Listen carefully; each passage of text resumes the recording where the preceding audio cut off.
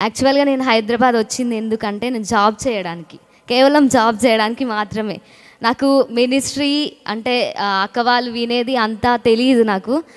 Prophetic ministry ప్రాఫెట్‌ది విన్నా కానీ అంత బిలీవ్ చేయకపోయేది. ఊరికే ప్రాఫెట్ ఏంది ప్రాఫెట్ అంటారు, ప్రాఫెసీస్ అంటారు అని అట్లా ఉండేది నా మైండ్ సెట్ అనేది. కానీ నేను వచ్చింది మాత్రం జాబ్ పర్పస్‌లో నేను హైదరాబాద్‌లో అడుగు పెట్టాను. ఆ ఒక్కటి తప్పకుండా అన్నీ చేసిన నేను వచ్చిన తర్వాతకి. ఏంటంటే అప్పుడు వచ్చిన 1 మంత్కే నేను ఇక్కడ కనెక్ట్ అయినాను. ఫాస్టింగ్ ప్రేయర్కి వచ్చానన్నమాట. ఇంకా అప్పటి నుండి నాకు ఏ పని చేయాలన్నా ఒకటి మెయిన్ ఏంటంటే నాలో చాలా భయం ఉండేది. ఫియర్, ఏ పని చేయాలన్నా ముందు అడిగేయాలంటే ఫియర్ అనేది చాలా ఉండే నాలో. ఎప్పుడైతే అక్కడ స్టార్టింగ్ ఫాస్టింగ్ ప్రేయర్స్కి నేను వచ్చానో లాస్ట్ డే నేను టెస్టిమోనీ ఇచ్చాను. ఇక్కడ ఉన్న వాళ్ళకి తెలుసు, ఏదైతే ఫియర్ నాలో ఉంటుందో అది మొత్తం కంప్లీట్గా నాలో నుండి వెళ్ళిపోయింది. అది ఇక్కడ వచ్చిన తర్వాతకి ఎంతో ధైర్యంగా నేను మాట్లాడగలిగాను అన్నమాట. అంటే ఒకరితో కొత్త వాళ్ళతో మాట్లాడాలన్న కూడా చాలా భయం ఉండేది నాకు.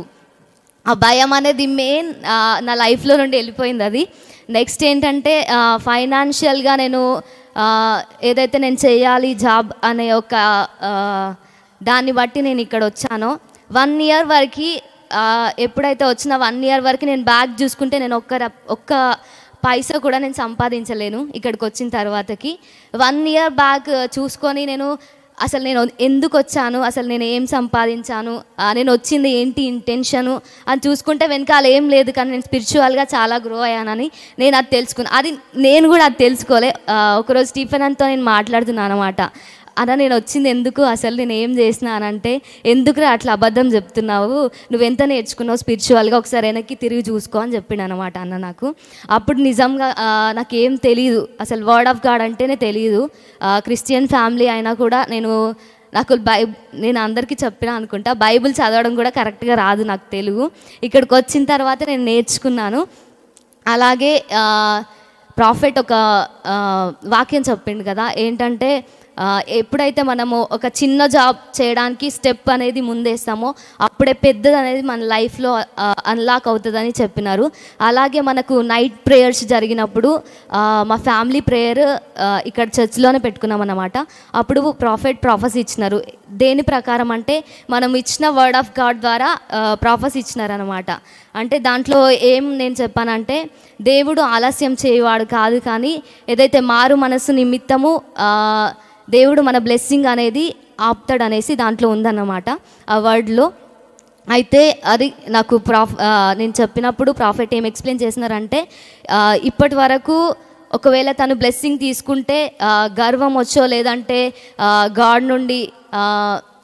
గాడ్ని వదిలి వెళ్ళిపోవడమో, లేకపోతే దేవునితో ఏదైతే ఫెలోషిప్ చేయాలో అది చేయకుండా స్పిరిచువల్గా డౌన్ అయిపోవడమో అలాగా ఎప్పుడో వచ్చి ఉంటే తను అయిపోయేది. కాకపోతే ఈరోజున నేను పలుకుచున్నాను, నా మాట ప్రకారంగా తినకి జాబ్ అన్లాక్ అవుతుంది అనేసి ప్రాఫెట్ చెప్పినారు. అలాగే గొప్ప సాక్ష్యము మనం వింటాము అనేసి ప్రాఫెట్ చెప్పిన రికార్డింగ్ ఇప్పటివరకు నాతో ఉంది.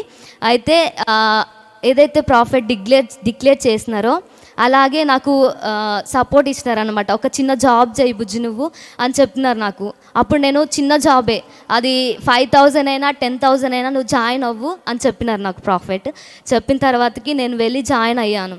అయిన తర్వాత 6 మంత్స్ అక్కడ చేసిన తర్వాతకి నేను నా లైఫ్ గురించి నేను పట్టించుకోలేదు, జాబ్ ఇది అనేసి నేను పట్టించుకోలేదు. కానీ ప్రాఫెట్ ఎంతగా గైడెన్స్ ఇచ్చారంటే నాకు నేను చెప్పలేను. అది ఇప్పుడు గొప్ప జాబ్ నాకు దేవుడు అనుగ్రహించినాడు. మొన్న 27th నేను జాయిన్ అయ్యాను. ఏదైతే నేను ప్రీవియస్గా చేశానో జాబ్ దానికంటే డబుల్ కంటే ఎక్కువ శాలరీ. నేను అసలు వెనక్కి అంటే నేను జాయిన్ అయ్యి వస్తున్నాను, దారిలో వస్తా ఉంటే అసలు నా శాలరీ ఏంటి, నాకు ఇప్పుడు గాడ్ ఇచ్చింది ఏంటి అని చూసుకుంటే నాకే ఆశ్చర్యం అవుతుంది అన్నమాట. అది కూడా ఇంకొకటి ఏంది ధన్యత అంటే, ప్రాఫెట్ చదివిన కాలేజ్లోనే దేవుడు నాకు అసిస్టెంట్ ప్రొఫెసర్గా జాబ్ ఇచ్చినారు. దేవునికి మహిమ కలుగును గాక.